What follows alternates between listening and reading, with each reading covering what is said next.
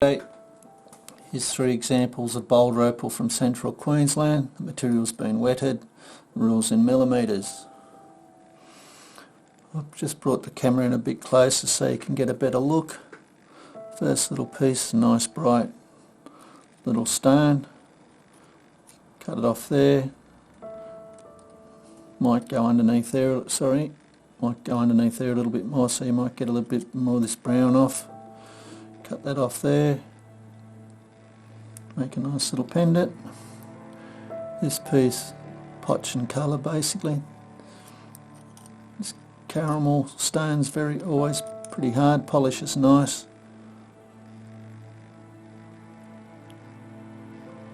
This looks like it goes under there,